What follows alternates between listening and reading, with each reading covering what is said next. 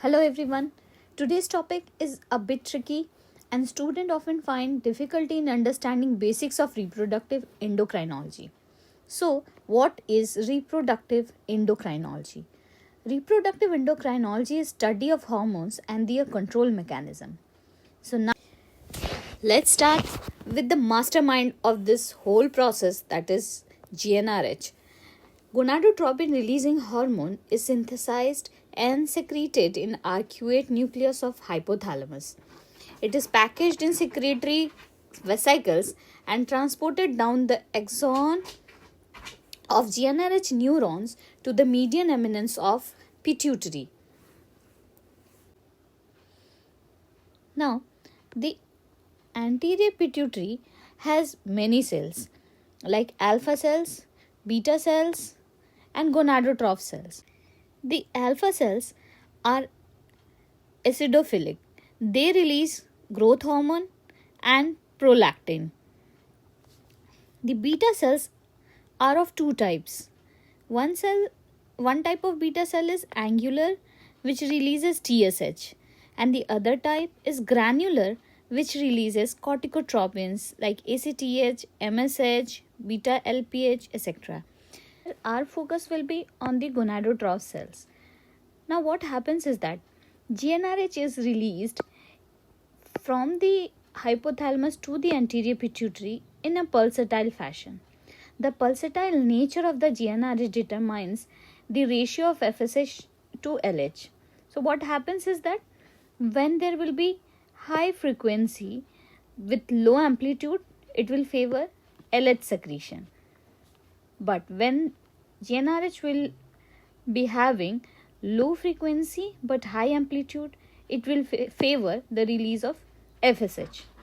FSH is released and LH is released through the gonadotrophs.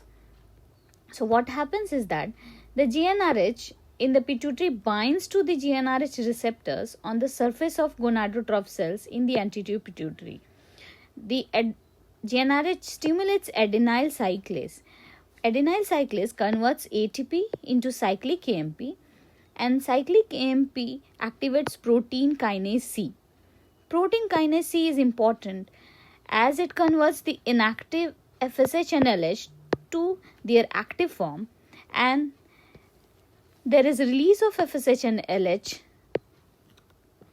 in a pulsatile fashion, and they go and act on our ovaries. Converted into primary follicles, they are converted into preantral follicles, which are further converted into antral follicles, and finally, at the time of ovulation, ova is released. The FSH acts on the primordial follicles and rescues the follicle from apoptosis.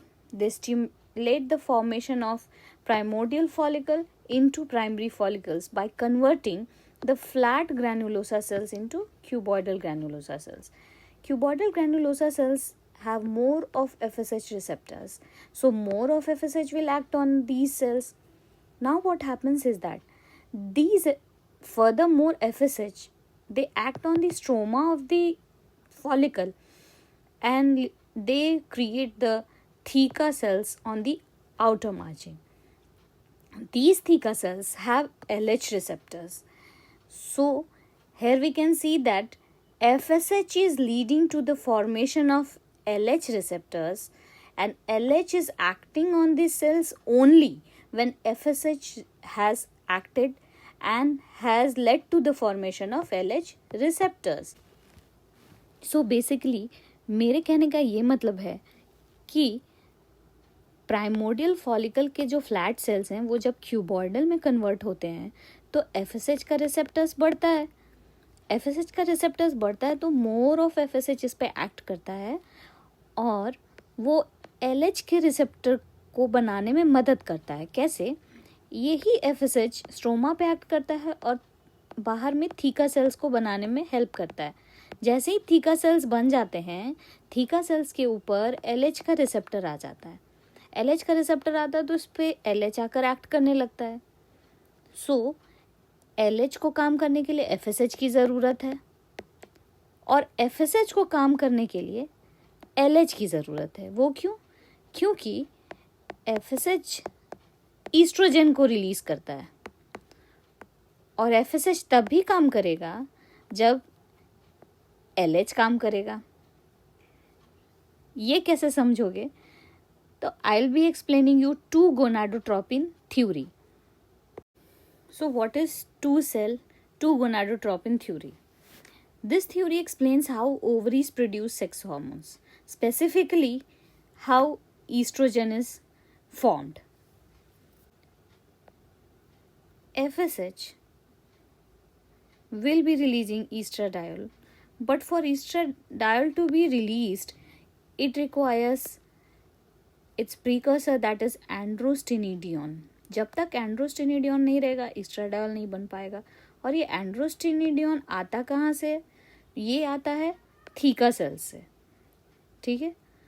तो what happens is that theca sales has LH receptors. LH will act on these LH receptors and it will convert cholesterol into androstenedione.